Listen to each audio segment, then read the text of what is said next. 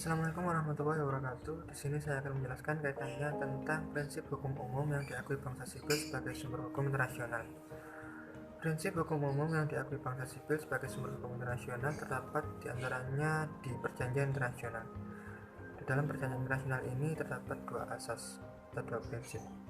Prinsip pertama merupakan prinsip Pacta sunt servanda yang mempunyai makna bahwa suatu perjanjian merupakan undang-undang yang mengikat para pihak yang membuatnya. Prinsip yang kedua merupakan prinsip etikat baik atau disebut juga good faith. Prinsip ini memiliki pengertian bahwa para pihak harus melaksanakan ketentuan itu sesuai dengan isi, jiwa, maksud, dan tujuan perjanjian itu sendiri. Di samping di dalam perjanjian internasional, prinsip hukum umum juga terdapat diantaranya di hukum humaniter internasional.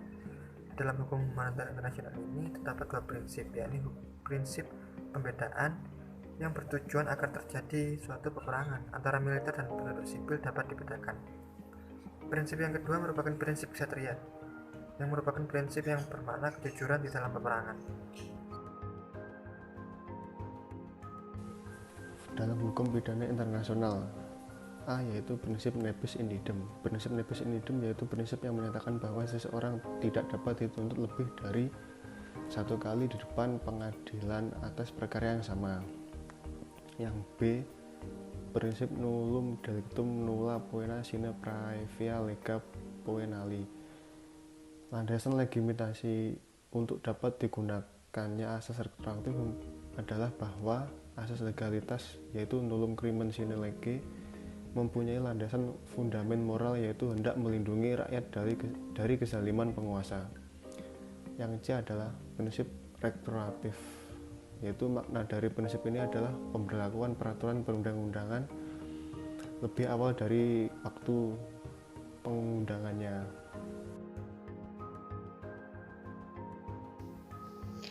Prinsip umum hukum dalam hukum laut. Yang pertama ada prinsip common heritage of mankind menurut pasal 136 UNCLOS tahun 1982. Kawasan dasar internasional dan sumber daya alam yang terkandung di dalamnya merupakan warisan bersama bagi umat manusia, yang artinya tidak ada satu negara pun yang dapat mengklaim wilayah tersebut atau laut lepas dalam kekuasaan negaranya. Yang kedua ada prinsip kebebasan di laut lepas atau freedom of high seas.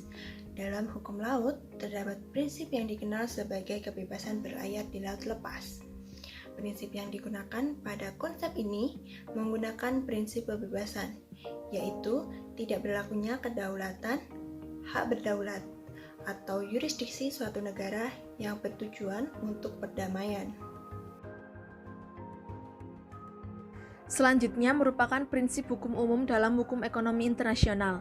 Yang pertama merupakan prinsip non-diskriminasi. Prinsip non-diskriminasi pada dasarnya menuntut adanya perlakuan yang sama bagi setiap negara-negara internasional ketika melakukan perdagangan. Perlakuan yang sama tersebut melahirkan prinsip perlakuan yang sama bagi setiap negara.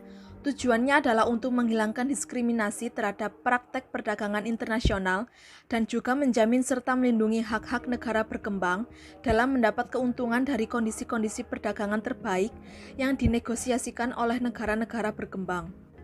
Yang kedua merupakan prinsip national treatment.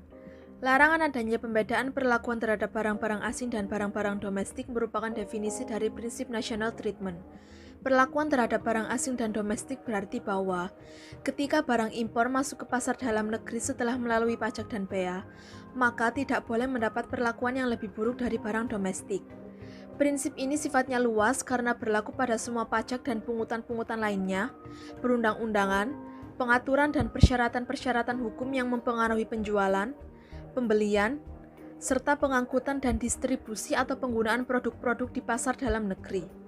Prinsip ini memberikan pula perlindungan terhadap proteksionisme sebagai akibat dari kebijakan-kebijakan administratif dan legislatif. Yang terakhir merupakan prinsip resiprositas. Prinsip resiprositas berlaku dalam perundingan-perundingan tarif berdasarkan hubungan timbal balik dan saling menguntungkan kedua belah pihak dalam perdagangan internasional, serta mewujudkan adanya kebijaksanaan yang seimbang dan saling menguntungkan dalam hubungan perdagangan antar negara tersebut.